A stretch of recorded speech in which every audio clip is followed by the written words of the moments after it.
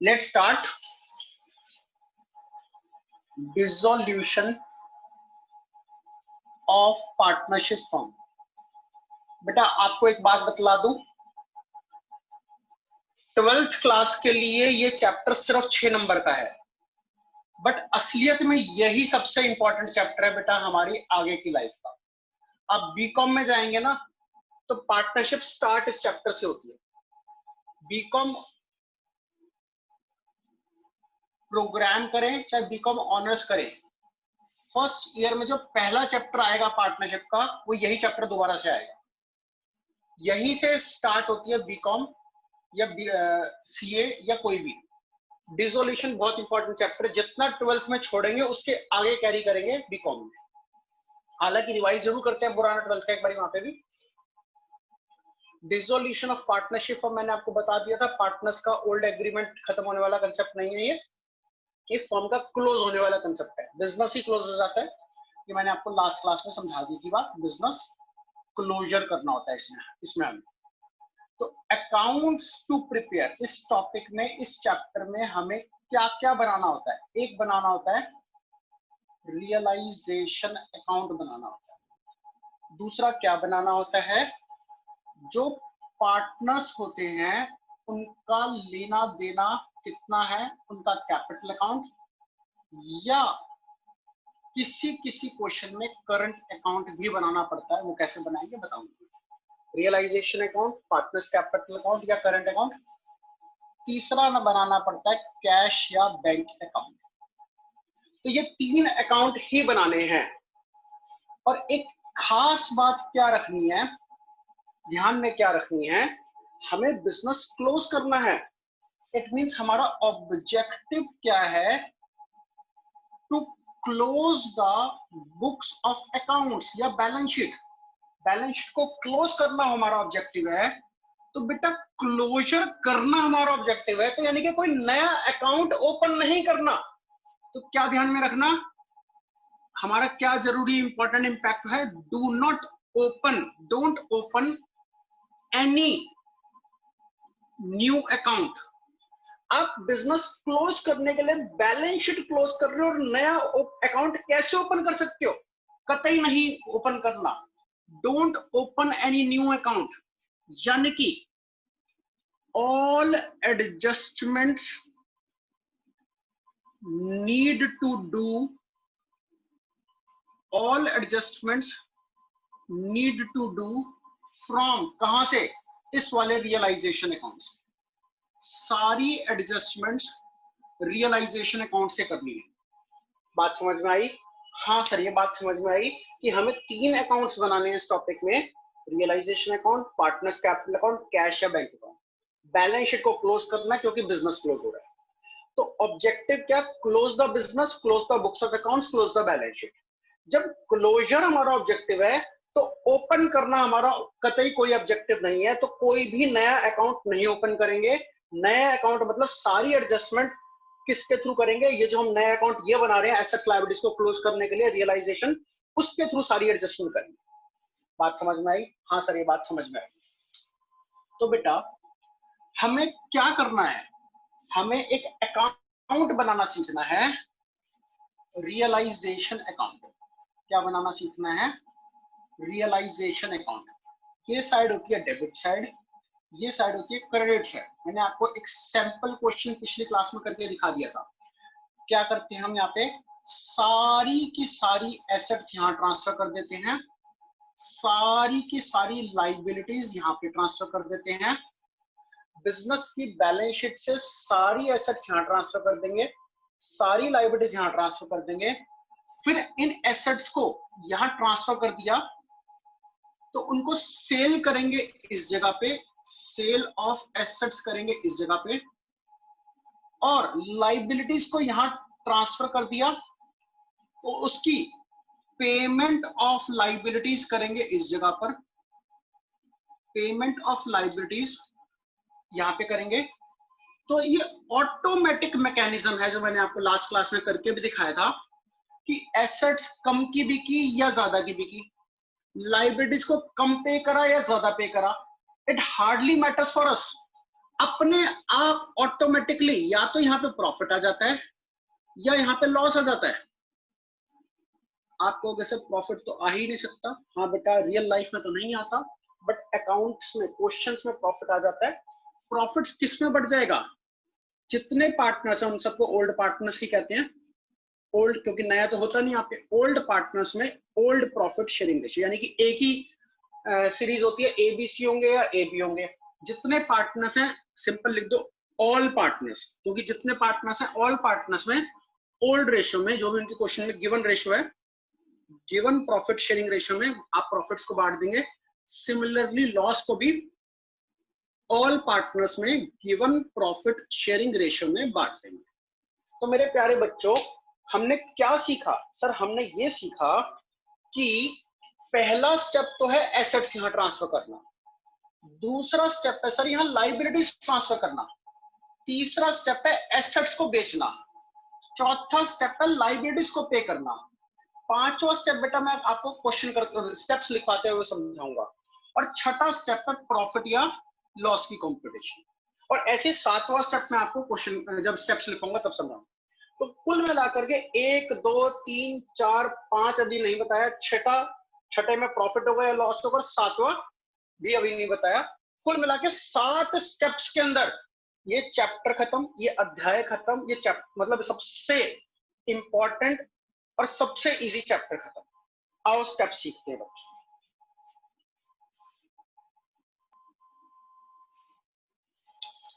तो बेटा स्टेप 1 क्या सीखा हमने?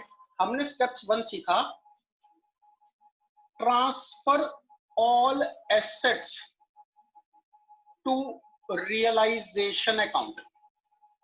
सारी एसेट्स को रियलाइजेशन, आप भी अपने रजिस्टर में से ये स्टेप निकाल लीजिएगा, वहीं से पढ़िएगा, दोबारा नोट करने की जरूरत नहीं। Transfer all assets to realisation account. तो एसेट्स का बेटा डेबिट बैलेंस होता है। हाँ सर एसेट्स का डेबिट बैलेंस होता है, हमें पता है।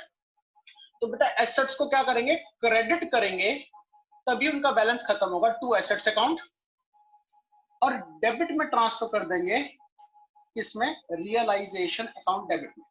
तो जर्नल एंट्री बनानी है बेटा, we need to debit the realisation account and crediting the asset account. ठीक है सर, हम रियलाइजेशन में डेबिट कर देंगे और एसेट्स को क्रेडिट कर देंगे।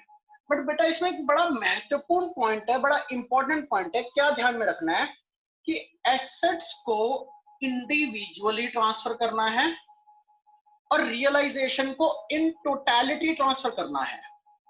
सर ये क्या होता है इन टोटलिटी या इंडिविजुअली? आओ बच्चों समझो मेरी बात। जब आप रियलाइजेशन अकाउंट बना रहे हैं तब आप ऐसे अकाउंट का ढांचा, अकाउंट का फॉर्मेट बनाते हैं बेटा। इस फॉर्मेट में आप यहां लिखेंगे टू सन्ड्री एसेट्स। मान लो आपके पास कोई लैंड है, कोई बिल्डिंग है, कोई फर्नीचर एंड फिक्सचर्स है, कोई मोटर व्हीकल है।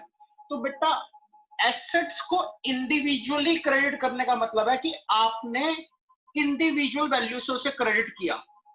बट रियलाइजेशन में ऐसा नहीं करना, रियलाइजेशन टू लैंड, फिर अगली एंट्री रियलाइजेशन टू बिल्डिंग, फिर अगली एंट्री रियलाइजेशन टू फर्नीचर। आपने रियलाइजेशन को एक सिंगल अमाउंट से टोटल अमाउंट से ट्रांसफर करना है और वो टोटल अमाउंट बाहर के कॉलम में डालना है। कुछ बच्चे क्या गलती करते हैं, वो लैंड का अमाउंट भी बाहर लिखते हैं, बिल्डिंग का अमाउंट भी बाहर लिखते हैं, फर्नीचर का अमाउंट भी बाहर लिखते हैं, मोटर व्हीकल का अमाउंट भी बाहर लिखते हैं। बेटा 12th क्लास में इसको गलत नहीं करा जाएगा अगर आप बाहर कर दोगे, बट आप कॉन्सेप्चुअल गलती कर रहे हो। आपको सन्ड्री एसेट्स को इंडिविजुअली और रियलाइजेशन को इन टोटलिटी ट्रांसफर करना है। तो आप रियलाइजेशन अकाउंट में जो बाहर अमाउंट लिखेंगे वो इन सबका सम टोटल करके इकट्ठा लिखेंगे, इंडिविजुअल अमाउंट्स कतई मत लिखना। हालांकि 12th में छोटे बच्चे हो भी, आप 12वीं में आए हो पहली बार और आखिरी बार ही रहोगे, तो इसलिए वो नजरअंदाज कर देते हैं सीबीएसई की कॉपी चेक करने वाले टीचर्स। बट आपको बाहर इंडिविजुअल अमाउंट नहीं लिखना, टोटल अमाउंट, एक कंसोलिडेटेड अमाउंट लिखना होता है। इन टोटलिटी का मतलब ये होता है। दूसरी क्या खास बात है कि सर क्या सारी एसेट्स आपने रियलाइजेशन में ट्रांसफर करनी है? हाँ बच्चों, सारी एसेट्स रियलाइजेशन में ट्रांसफर करनी है, एक्सेप्ट आपने कुछ एसेट्स नहीं ट्रांसफर करनी। एक्सेप्शंस मैंने उस नोट्स में भी लिखी हुई है, कौन कौन सी एसेट्स ऐसी हैं जो आपने रियलाइजेशन में ट्रांसफर नहीं करनी। बच्चों पहली एसेट है कैश या बैंक अकाउंट बैलेंस। जो कैश का या बैंक अकाउंट का बैलेंस है उसे यहां रियलाइजेशन में ट्रांसफर नहीं करना। दूसरा, अगर क्वेश्चन में पार्टनर्स कैपिटल का या करंट अकाउंट का डेबिट बैलेंस है, पार्टनर्स के कैपिटल का या करंट अकाउंट का डेबिट बैलेंस है, तो उसे हमने रियलाइजेशन में ट्रांसफर नहीं करना, वो उनके रिस्पेक्टिव कैपिटल अकाउंट्स में या करंट अकाउंट्स में शिफ्ट हो जाएगा बच्चों। तीसरा, कोई भी फर्म में profit and loss, advertisement suspense account, deferred revenue expenditure है, ये कहां चले जाएंगे? डेबिट हो जाएंगे पार्टनर्स कैपिटल अकाउंट में प्रॉफिट शेयरिंग रेशियो में। जी पैड है बेटा, पीएडी। जी नहीं है, बस जी से क्या होता है? गुडविल होता है। गुडविल के साथ ये इस चैप्टर में कोई अलग एडजस्टमेंट नहीं है। इवन क्वेश्चन में अगर बैलेंस शीट में गुडविल दे रखी है तो वो भी यहाँ पे ट्रांसफर हो जाएगी। तो गुडविल कहाँ ट्रांसफर होती है? गुडविल ट्रांसफर होती है रियलाइजेशन अकाउंट में ही, बट पैड, पैड का मतलब पीएनएल, एडवर्टाइजमेंट और डेफर्ड, वो ट्रांसफर होगा पार्टनर्स कैपिटल अकाउंट में प्रॉफिट शेयरिंग रेशियो में, जैसे एडमिशन, रिटायरमेंट, डेथ के चैप्टर में सीखा है। बट गुडविल कहां ट्रांसफर होगी? रियलाइजेशन अकाउंट में ही ट्रांसफर होगी। यानी कि कैश, बैंक, पार्टनर्स कैपिटल या पैड, ये चीजें कहां ट्रांसफर होती हैं? उनके रिस्पेक्टिव अकाउंट्स के अंदर गुडविल रियलाइजेशन में ही ट्रांसफर होती है। बात समझ में आ गई सब बच्चों को? हाँ सर, समझ में आ गई। आगे बढ़ते हैं बच्चों स्टेप नंबर 2 पे। Transfer all liabilities to realisation account. सारी लाइबिलिटीज को रियलाइजेशन में ट्रांसफर करना है। तो सर लाइबिलिटीज का क्रेडिट बैलेंस होता है, तो you need to debit the liabilities to close the account. तो sundry liabilities account debit to realisation account. Same concept यहां लगेगा कि लाइबिलिटीज को इंडिविजुअली डेबिट करना है, बट रियलाइजेशन को इन टोटलिटी ट्रांसफर करना है। क्या मतलब?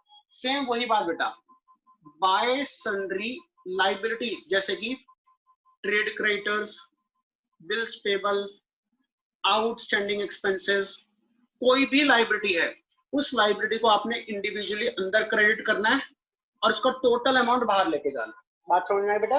रियलाइजेशन में क्रेडिट इंडिविजुअली एंड टोटल बाहर जाएगा। ठीक है जी, आगे बात समझ में। इसमें क्या क्या एक्सेप्शंस हैं बच्चों? आओ बच्चों इसकी एक्सेप्शन सीखें। पहली एक्सेप्शन, पार्टनर्स का कैपिटल अकाउंट, पार्टनर्स का करंट अकाउंट, कैपिटल अकाउंट और करंट अकाउंट कहां जाएगा? नॉट टू ट्रांसफर, ये ट्रांसफर नहीं होंगे। ऐसे ही GPWIC,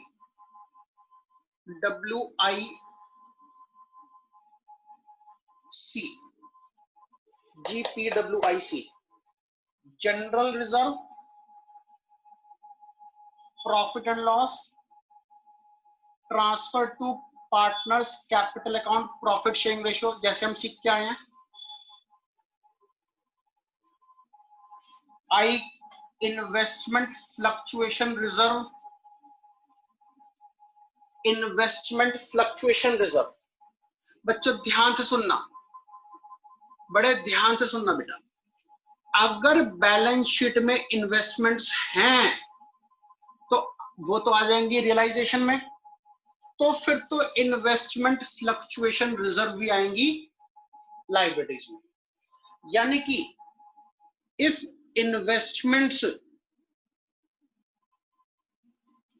exist, if investments exist, तो वो कहां रही है? रियलाइजेशन अकाउंट में डेबिट में, देन इन्वेस्टमेंट फ्लक्चुएशन रिजर्व भी कहां जाएगा? रियलाइजेशन अकाउंट में क्रेडिट में। बट बच्चों if there is no investments, investments ही ना हो, फिर इन्वेस्टमेंट फ्लक्चुएशन रिजर्व यहां नहीं आएगा। Then investment fluctuation reserve transfer to partners capital account in profit sharing ratio. अगर इन्वेस्टमेंट फ्लक्चुएशन रिजर्व है बट इन्वेस्टमेंट्स नहीं है तो वो डायरेक्टली फ्री रिजर्व बन जाएगा, फ्री रिजर्व जनरल रिजर्व बन जाएगा, फिर पार्टनर्स में प्रॉफिट शेयरिंग रेशियो में डिस्ट्रीब्यूट हो। अगला वर्कमैन कॉम्पनसेशन फंड या वर्कमैन कॉम्पनसेशन रिजर्व या कॉन्टिंजेंसी रिजर्व, इसके ऊपर मैं एक स्पेशल अभी स्पेशल नोट लिखवाऊंगा, तो वो सबने नोट करना है। इसके ऊपर मैं स्पेशल नोट लिखवाऊंगा तो उसको नोट करना है। तो अभी यहाँ पे जगह का अभाव होते हुए मैं अलग से पूरा डिटेल में एक पेज पे लिखवाऊंगा, तो इसको अभी यहाँ पे हम नहीं कर रहे हैं। पांचवा, partners loan account. Partners loan account liabilities में पार्टनर का लोन है, यानी कि फर्म ने एक लोन ले रखा है पार्टनर से, नॉट टू ट्रांसफर, इसे ट्रांसफर नहीं करना to realisation account, not to transfer to realisation account. Instead direct payment to be made from cash oblique bank account. Partner loan account नहीं ट्रांसफर होगा रियलाइजेशन में, इंस्टेड पार्टनर को directly payment हो जाएगी cash या bank account के through. ऐसा इसलिए बच्चों, पार्टनर की कैपिटल का या करंट अकाउंट का बैलेंस जो होता है वो तो उसकी कैपिटल से रिप्रेजेंट होता है। फर्म की एसेट्स या लायबिलिटीज जो भी होती हैं उसमें जो प्रॉफिट लॉस होता है वो कैपिटल के थ्रू एडजस्ट हो जाता है। कोई भी प्रॉफिट या लॉस होगा वो कैपिटल के थ्रू एडजस्ट हो जाएगा।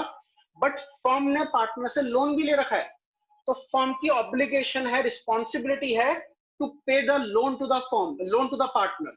तो फर्म डायरेक्टली उसको लोन का पैसा वापस देगी, कैपिटल के साथ उसकी एडजस्टमेंट नहीं करेंगे। एक्सेप्ट एक केस में बाद में सिखाऊंगा कि कब लोन कैपिटल से एडजस्ट करना है, लोन से एडजस्ट कैश पे पेमेंट नहीं करनी, वो बाद में सिखाऊंगा, अभी। Sixth last, partners relative loan. Partners के रिलेटिव के लोन, जैसे ए की वाइफ का लोन, बी के ब्रदर का लोन, सी की सिस्टर का लोन, यानी कि कोई भी क्या रिलेशंस में आ जाए किसी पार्टनर के, तो उनका लोन आउटसाइडर्स लोन है। ये कौन है?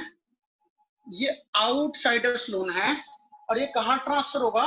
रियलाइजेशन अकाउंट में ट्रांसफर होगा, ट्रांसफर टू रियलाइजेशन अकाउंट। इसके साथ ये रूल नहीं लगता, ये स्पेशल केस है, पार्टनर्स के रिलेटिव आउटसाइडर्स माने जाते हैं बिजनेस के, तो उनका लोन सन्ड्री लायबिलिटीज में ट्रांसफर होगा। बच्चों सब बच्चे नोट कर लें या किसी जाएगा। हाँ तो बेटा, वर्कमैन कॉम्पनसेशन रिजर्व या contingency reserve, workman compensation reserve या कंटिजेंसी रिजर्व। मान लो ये दोनों 10,000 रुपए थे बैलेंस शीट में, तो आपने रियलाइजेशन अकाउंट को बनाना है।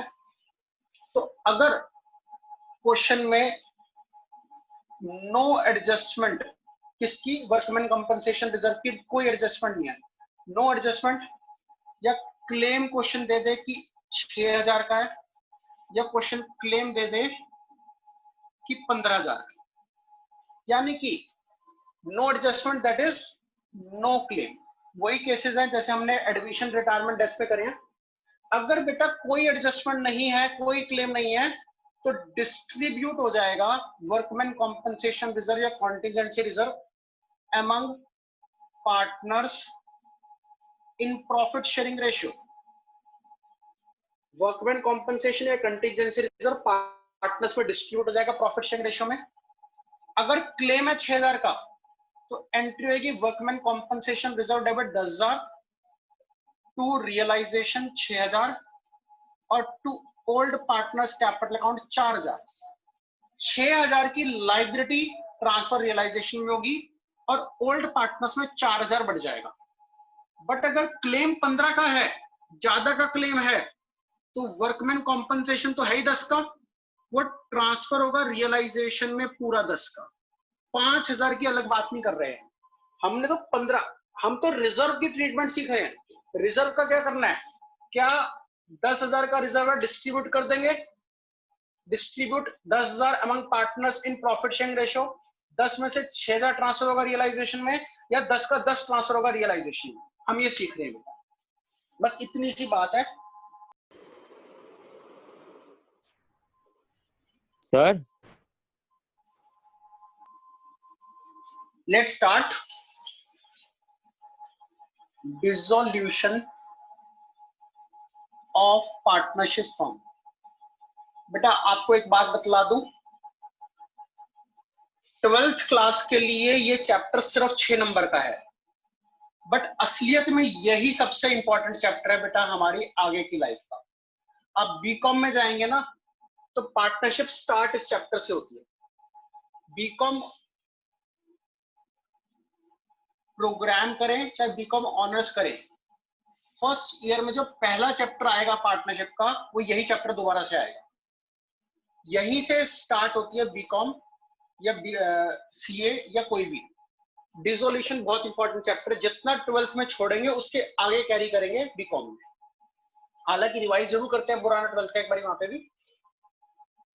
डिसोल्यूशन ऑफ पार्टनरशिप फॉर्म मैंने आपको बता दिया था, पार्टनर्स का ओल्ड एग्रीमेंट खत्म होने वाला कंसेप्ट नहीं है ये फॉर्म का क्लोज होने वाला कंसेप्ट है। बिजनेस ही क्लोज हो जाता है, ये मैंने आपको लास्ट क्लास में समझा दी थी बात, बिजनेस क्लोजर करना होता है इसमें हमें। तो अकाउंट्स टू प्रिपेयर, इस टॉपिक में इस चैप्टर में हमें क्या क्या बनाना होता है, एक बनाना होता है रियलाइजेशन अकाउंट बनाना होता है। दूसरा क्या बनाना होता है, जो पार्टनर्स होते हैं उनका लेना देना कितना है, उनका कैपिटल अकाउंट, या किसी किसी क्वेश्चन में करंट अकाउंट भी बनाना पड़ता है, वो कैसे बनाएंगे बताऊंगा। Realisation account, partners capital account या करंट अकाउंट। तीसरा न बनाना पड़ता है कैश या बैंक अकाउंट। तो ये 3 अकाउंट ही बनाने हैं। और एक खास बात क्या रखनी है, ध्यान में क्या रखनी है, हमें बिजनेस क्लोज करना है। इट मींस हमारा ऑब्जेक्टिव क्या है, to close the books of accounts या बैलेंस शीट। बैलेंस शीट को क्लोज करना हमारा ऑब्जेक्टिव है। तो बेटा क्लोजर करना हमारा ऑब्जेक्टिव है, तो यानी कि कोई नया अकाउंट ओपन नहीं करना। तो क्या ध्यान में रखना, हमारा क्या जरूरी इंपॉर्टेंट इंपैक्ट है, do not open, don't open any new account. आप बिजनेस क्लोज करने के लिए बैलेंस शीट क्लोज कर रहे हो और नया अकाउंट कैसे ओपन कर सकते हो, कतई नहीं ओपन करना। Don't open any new account, यानी कि all adjustments need to do, all adjustments need to do from, कहां से, इस वाले रियलाइजेशन अकाउंट से। सारी एडजस्टमेंट्स रियलाइजेशन अकाउंट से करनी है। बात समझ में आई? हाँ सर, ये बात समझ में आई कि हमें 3 अकाउंट्स बनाने हैं इस टॉपिक में, realisation account, partners capital account, cash या बैंक अकाउंट। बैलेंस शीट को क्लोज करना है क्योंकि बिजनेस क्लोज हो रहा है। तो ऑब्जेक्टिव क्या, close the business, close the books of accounts, close the balance sheet. जब क्लोजर हमारा ऑब्जेक्टिव है तो ओपन करना हमारा कतई कोई ऑब्जेक्टिव नहीं है, तो कोई भी नया अकाउंट नहीं ओपन करेंगे। नया अकाउंट मतलब सारी एडजस्टमेंट किसके थ्रू करेंगे, ये जो हम नया अकाउंट ये बना रहे हैं एसेट लायबिलिटीज को क्लोज करने के लिए, रियलाइजेशन, उसके थ्रू सारी एडजस्टमेंट करेंगे। बात समझ में आई? हाँ सर, ये बात समझ में आई। तो बेटा हमें क्या करना है, हमें एक अकाउंट बनाना सीखना है, रियलाइजेशन अकाउंट। क्या बनाना सीखना है, रियलाइजेशन अकाउंट। ये साइड होती है डेबिट साइड, ये साइड होती है क्रेडिट साइड। मैंने आपको एक सैंपल क्वेश्चन पिछली क्लास में करके दिखा दिया था। क्या करते हैं हम, यहाँ पे सारी की सारी एसेट्स यहाँ ट्रांसफर कर देते हैं, सारी की सारी लाइबिलिटीज यहाँ पे ट्रांसफर कर देते हैं। बिजनेस की बैलेंस शीट से सारी एसेट्स यहाँ ट्रांसफर कर देंगे, सारी लायबिलिटीज यहाँ ट्रांसफर कर देंगे। फिर इन एसेट्स को यहां ट्रांसफर कर दिया, तो उनको सेल करेंगे इस जगह पे, सेल ऑफ एसेट्स करेंगे इस जगह पे, और लाइबिलिटीज को यहां ट्रांसफर कर दिया, तो उसकी पेमेंट ऑफ लाइबिलिटीज करेंगे इस जगह पर, पेमेंट ऑफ लाइबिलिटीज यहां पे करेंगे। तो ये ऑटोमेटिक मैकेनिज्म है जो मैंने आपको लास्ट क्लास में करके भी दिखाया था कि एसेट्स कम की बिकी या ज्यादा की बिकी, लाइबिलिटीज को कम पे करा या ज्यादा पे करा, it hardly matters for us. अपने आप ऑटोमेटिकली या तो यहाँ पे प्रॉफिट आ जाता है या यहाँ पे लॉस आ जाता है। आपको वैसे प्रॉफिट तो आ ही नहीं सकता, हाँ बेटा रियल लाइफ में तो नहीं आता, बट अकाउंट्स में क्वेश्चंस में प्रॉफिट आ जाता है। प्रॉफिट किस में बढ़ जाएगा, जितने पार्टनर्स हैं उन सबको ओल्ड पार्टनर्स ही कहते हैं, ओल्ड क्योंकि नया तो होता नहीं आपके, ओल्ड पार्टनर्स में ओल्ड प्रॉफिट शेयरिंग रेशियो, यानी कि एक ही सीरीज होती है, एबीसी होंगे या एबी होंगे। जितने पार्टनर्स हैं सिंपल लिख दो ऑल पार्टनर्स, क्योंकि जितने पार्टनर्स हैं ऑल पार्टनर्स में ओल्ड रेशियो में, जो भी उनके क्वेश्चन में गिवन रेशियो है, गिवन प्रॉफिट शेयरिंग रेशियो में आप प्रॉफिट्स को बांट देंगे। सिमिलरली लॉस को भी ऑल पार्टनर्स में गिवन प्रॉफिट शेयरिंग रेशियो में बांट देंगे। तो मेरे प्यारे बच्चों, हमने क्या सीखा सर? हमने ये सीखा कि पहला स्टेप तो है एसेट्स यहां ट्रांसफर करना, दूसरा स्टेप है सर यहां लाइबिलिटीज ट्रांसफर करना, तीसरा स्टेप है एसेट्स को बेचना, चौथा स्टेप है लाइबिलिटीज को पे करना, पांचवा स्टेप बेटा मैं आपको क्वेश्चन कर स्टेप्स लिखवाते हुए समझाऊंगा, और छठा स्टेप है प्रॉफिट या लॉस की कंप्यूटेशन, और ऐसे सातवां स्टेप में आपको क्वेश्चन जब स्टेप्स लिखूंगा तब समझाऊंगा। तो कुल मिलाकर के 1 2 3 4 5 अभी नहीं बताया, छठे में प्रॉफिट होगा या लॉस होगा, सातवां भी अभी नहीं बताया। कुल मिला के 7 स्टेप्स के अंदर ये चैप्टर खत्म, ये अध्याय खत्म, ये चैप्टर मतलब सबसे इंपॉर्टेंट और सबसे इजी चैप्टर खत्म। आओ स्टेप सीखते हैं बच्चों।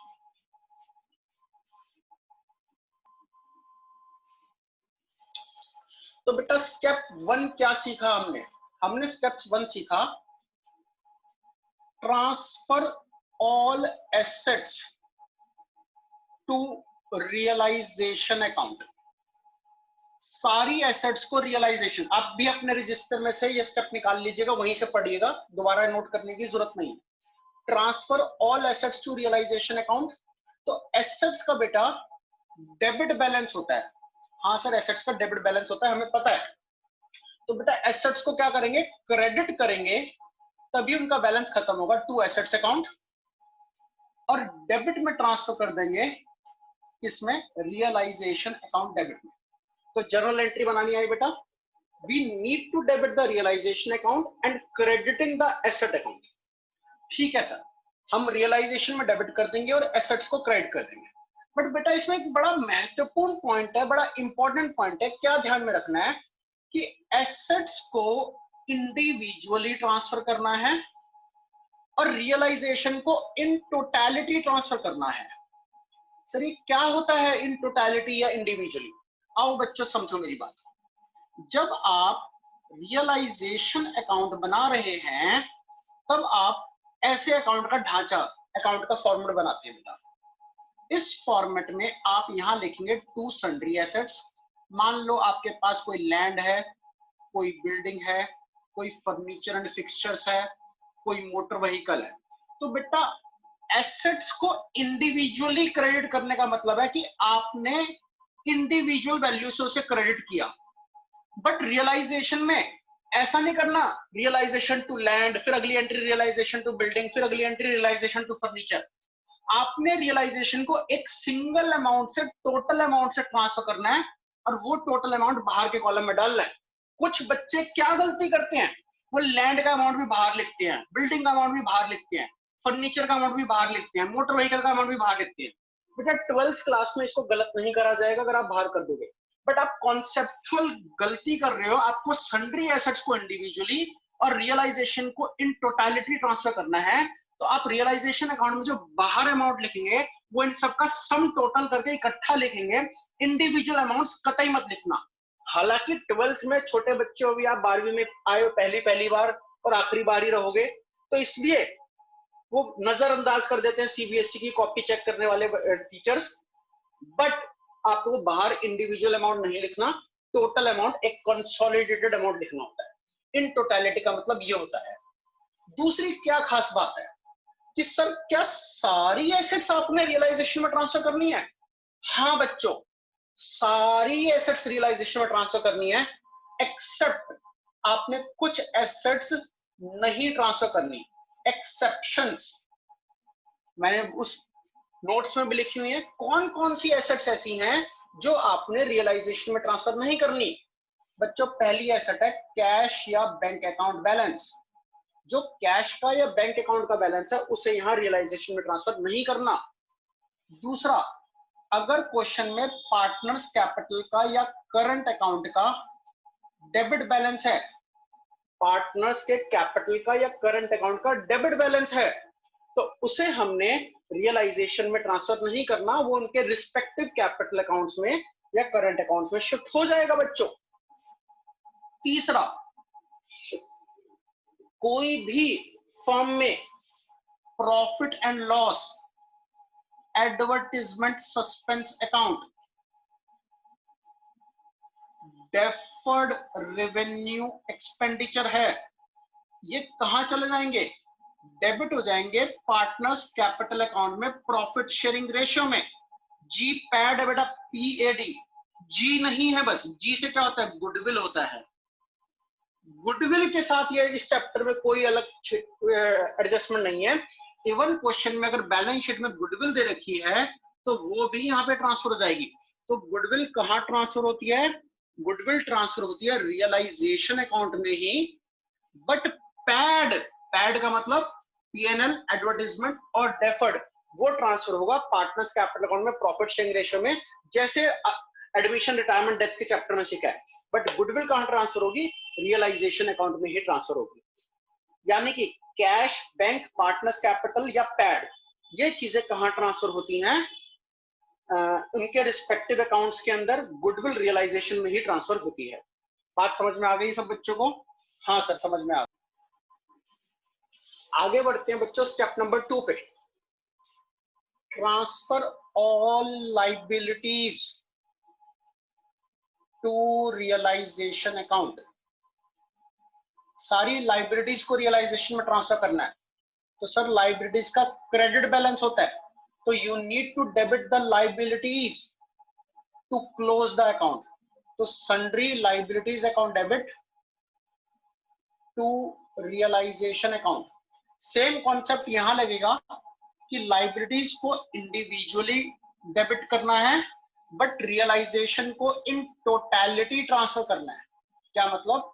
सेम वही बात बेटा, बाय सन्ड्री लाइबिलिटीज, जैसे कि trade creditors, bills payable, outstanding expenses, कोई भी लाइबिलिटी है, उस लाइबिलिटी को आपने इंडिविजुअली अंदर क्रेडिट करना है और उसका टोटल अमाउंट बाहर लेके जाना है। बात समझ में आई बेटा?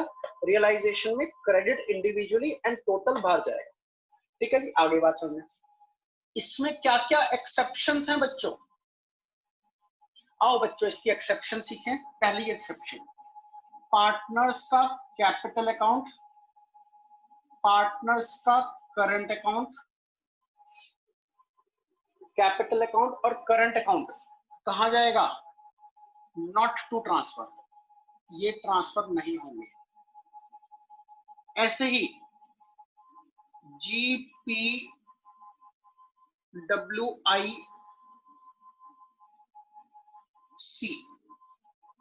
GPWIC, general reserve, profit and loss, transfer to partners capital account, profit sharing ratio, जैसे हम सीख के आए हैं। I investment fluctuation reserve, investment fluctuation reserve. बच्चों ध्यान से सुनना, बड़े ध्यान से सुनना बेटा। अगर बैलेंस शीट में इन्वेस्टमेंट्स हैं तो वो तो आ जाएंगी रियलाइजेशन में, तो फिर तो इन्वेस्टमेंट फ्लक्चुएशन रिजर्व भी आएंगी लायबिलिटीज में। यानी कि if investments exist, if investments exist तो वो कहां रही है, रियलाइजेशन अकाउंट में, डेबिट में, देन इन्वेस्टमेंट फ्लक्चुएशन रिजर्व भी कहां जाएगा, रियलाइजेशन अकाउंट में, क्रेडिट में। बट बच्चों if there is no investments, investments ही ना हो, फिर इन्वेस्टमेंट फ्लक्चुएशन रिजर्व यहां नहीं आएगा। Then investment fluctuation reserve transfer to partners capital account in profit sharing ratio.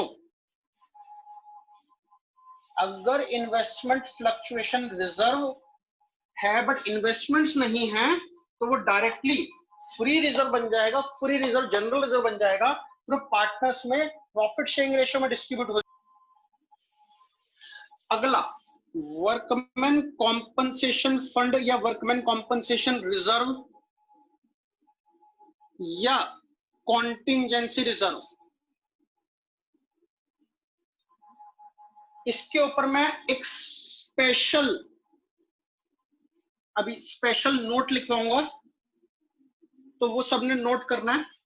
इसके ऊपर मैं स्पेशल नोट लिखवाऊंगा तो उसको नोट करना है। तो अभी यहाँ पे जगह का अभाव होते हुए मैं अलग से पूरा डिटेल में एक पेज पे लिखवाऊंगा, तो इसको अभी यहाँ पे हम नहीं कर रहे हैं। पांचवा, partners loan account. Partners loan account, liabilities में पार्टनर का लोन है, यानी कि फर्म ने एक लोन ले रखा है पार्टनर से, नॉट टू ट्रांसफर, इसे ट्रांसफर नहीं करना to realisation account, not to transfer to realisation account, instead direct payment to be made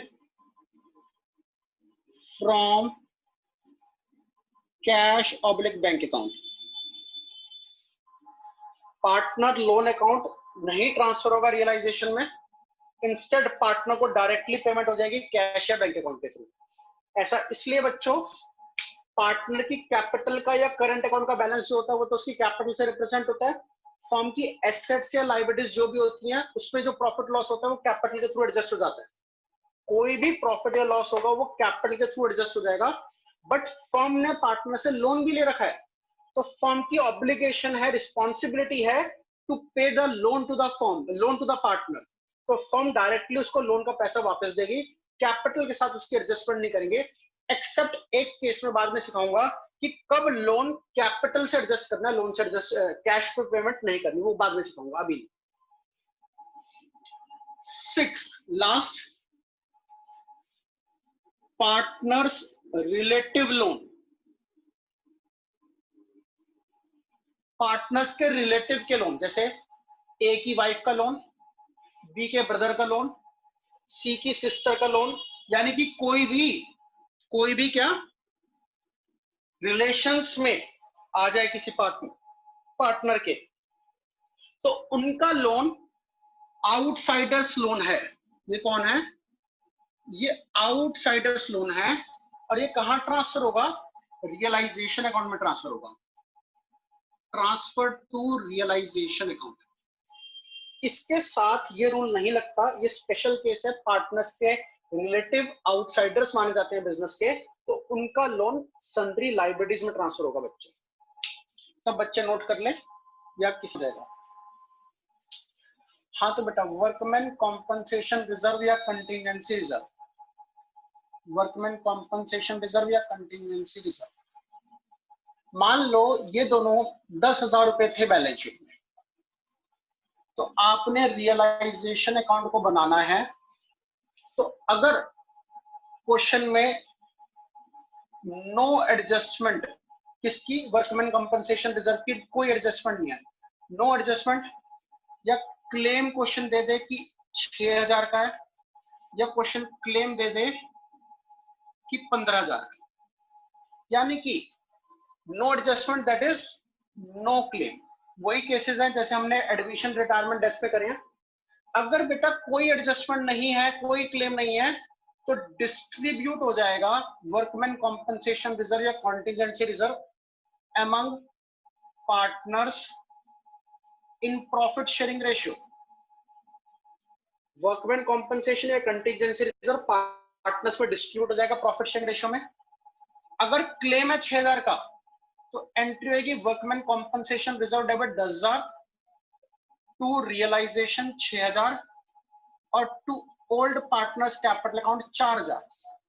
6000 की लाइबिलिटी ट्रांसफर रियलाइजेशन में होगी और ओल्ड पार्टनर्स में 4000 बढ़ जाएगा। बट अगर क्लेम 15 का है, ज्यादा का क्लेम है, तो वर्कमैन कॉम्पनसेशन तो है ही 10 का, वो ट्रांसफर होगा रियलाइजेशन में पूरा 10 का।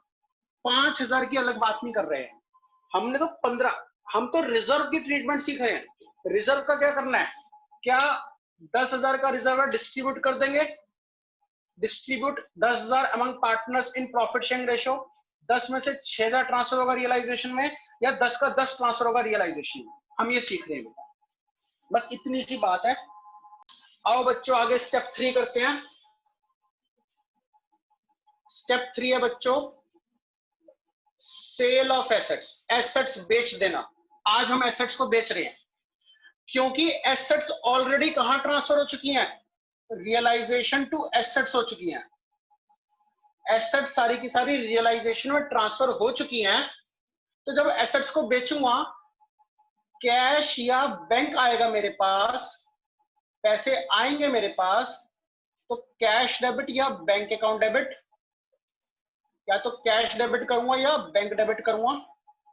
और क्रेडिट किसको करूंगा, एसेट्स जिस अकाउंट में ट्रांसफर करी गई हैं उसी अकाउंट के थ्रू उसको बेचा जाएगा, यानी कि कैश डेबिट, बैंक डेबिट या to realisation account.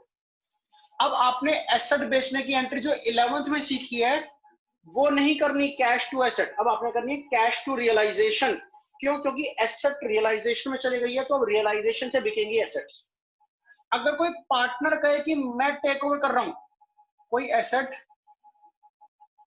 Taken over by partner है बच्चों, तो फिर पैसा नहीं आएगा, हम उसकी कैपिटल कम कर देंगे। कैपिटल कम करने का मतलब कैपिटल डेबिट कर देंगे टू रियलाइजेशन अकाउंट, यानी कि एसेट या तो कैश में बिक जाएगी, पैसा आ जाएगा, या पार्टनर कहेगा मेरे को ये पसंद आ रही है एसेट, मैं लेके जा रहा हूं घर पे, तो उसकी कैपिटल कम कर देंगे। कैपिटल कम करने का मतलब कैपिटल डेबिट कर देंगे।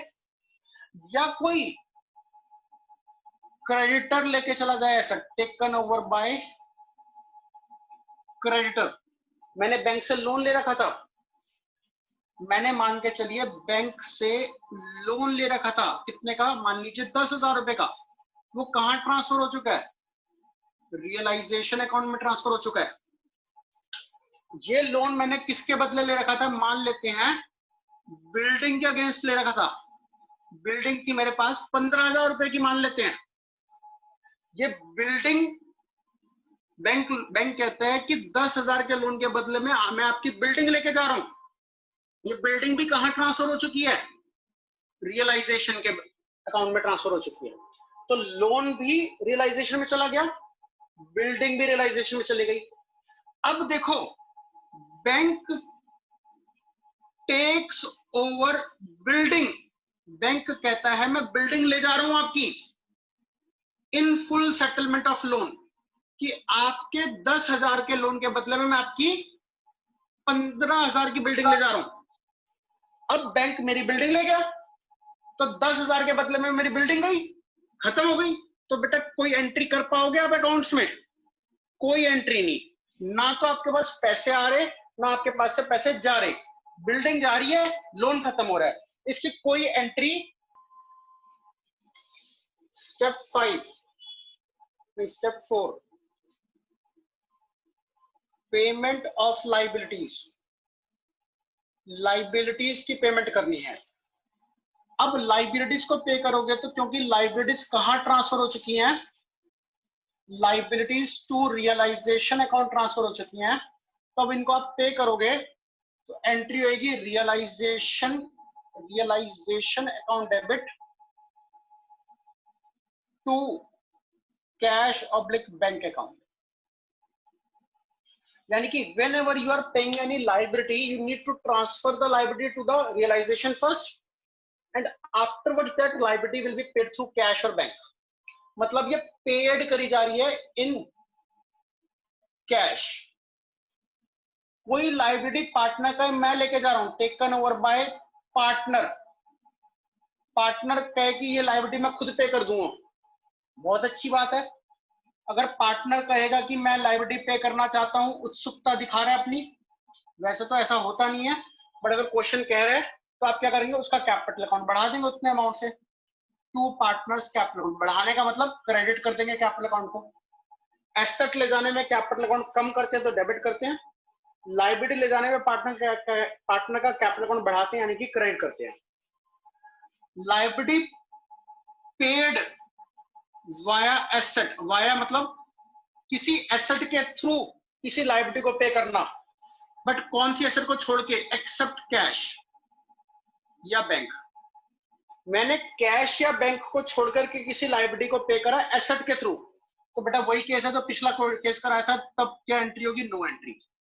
यानी कि एसेट को किसी लाइबिलिटी को दे देना या लाइबिलिटी कोई एसेट ले जाए, दोनों एक ही तो बात है, तो कोई एंट्री नहीं होगी बच्चों। बात समझ में आई है?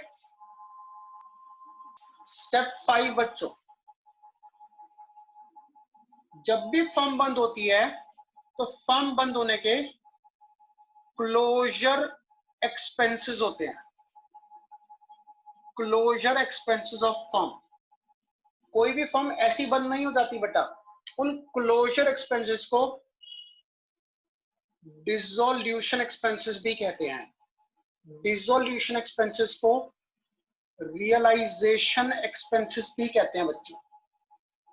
यानी कि जब भी फर्म बंद होती है तो फर्म को बंद करने के गवर्नमेंट के भी खर्चे होते हैं, कुछ पार्टनरशिप एक्ट के कानून के भी खर्चे होते हैं, सेल्स टैक्स, इनकम टैक्स के, एसेट्स को बेचने का खर्चा, कमीशन, एजेंट की कमीशन, लाइबिलिटीज को पे करने में कुछ सेटलमेंट्स के कुछ खर्चे होते हैं।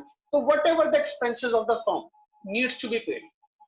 तो नॉर्मली बच्चों जब भी हम कोई खर्चा पे करते हैं तो एंट्री करते हैं expenses account debit to cash. ये बच्चों हमने 11th में सीखी है। जब भी किसी एक्सपेंस को पे करा जाता है तो एंट्री होती है एक्सपेंसेस टू कैश। और बच्चों वो एक्सपेंसेस कहां चला जाता है अल्टीमेटली, वो एक्सपेंस पीएनएल अकाउंट में शिफ्ट होता था 11th में। और हम यहाँ पे ना तो नया अकाउंट खोलना चाहते एक्सपेंसेस का, ना पीएनएल अकाउंट हमारा बनेगा। तो अब इस टॉपिक में एक खास इंपॉर्टेंट बात क्या है, हमने कोई भी एक्सपेंस पे करना है, पैसा चला जाएगा और डेबिट होगा रियलाइजेशन अकाउंट। दैट इज चाहे फर्म के कोई मर्जी खर्चे हो फर्म के, एंट्री होगी realisation account debit to cash account. Realisation क्यों? हमने रियलाइजेशन अकाउंट बनाया है टू क्लोज द फर्म। नया अकाउंट नहीं ओपन करना हमें, हम नहीं खुलेंगे, तो हम जो भी खर्चा होगा रियलाइजेशन में डेबिट करके खत्म कर देंगे। तो इससे हमने क्या सीखा, अगर हमने रियलाइजेशन डेबिट किया तो इसका मतलब है ये फर्म का बेटा एक्सपेंस है। और बेटा कैश क्रेडिट हुआ तो इसका मतलब क्या है, फर्म का कैश गोज आउट है। अच्छा सर, इसका क्या मतलब हुआ, अगर बच्चों कोई फर्म का खर्चा होता है तो उसे रियलाइजेशन में डेबिट करते हैं, अगर फर्म का कैश जा रहा होता है तो उसे कैश में क्रेडिट करते हैं।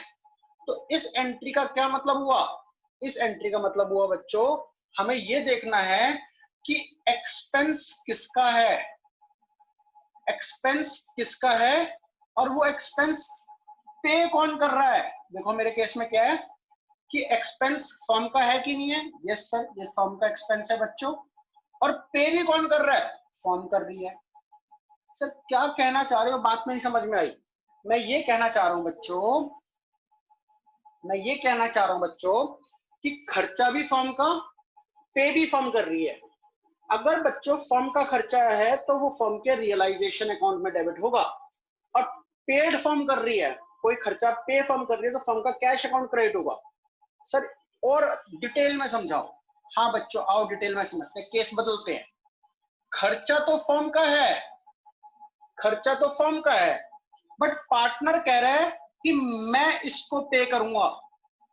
पार्टनर पे करेगा तो क्या करेंगे, हम पार्टनर को पैसे दे देंगे बाद में। तो अगर फर्म का खर्चा है तो फर्म का रियलाइजेशन अकाउंट तो डेबिट होगा बच्चों, बट फर्म ने पार्टनर को पैसे देने हैं तो पार्टनर की कैपिटल अकाउंट को बढ़ा दिया जाएगा। पार्टनर की कैपिटल अकाउंट को बढ़ा देने का मतलब क्रेडिट कर दिया जाएगा टू पार्टनर्स कैपिटल अकाउंट।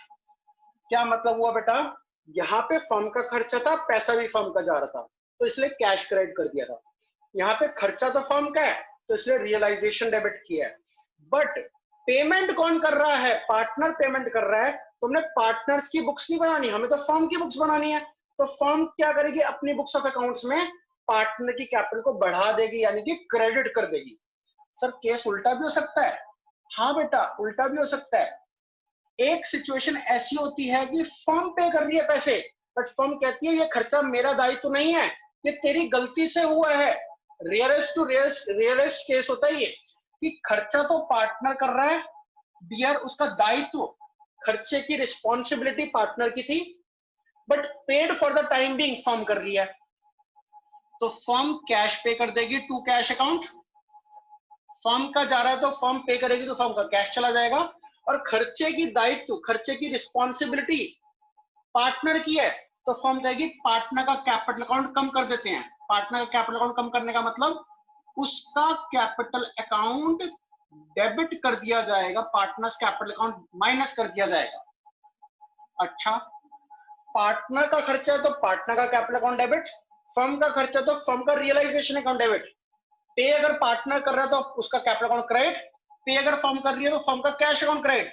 क्या ऐसा हो सकता है सर, खर्चा भी पार्टनर उठा रहा है, पे भी पार्टनर कर रहा है? हाँ बेटा, दोनों काम पार्टनर कर रहा है तो फर्म का कोई रोल ही नहीं है, तो कोई एंट्री ही नहीं होगी, नो एंट्री।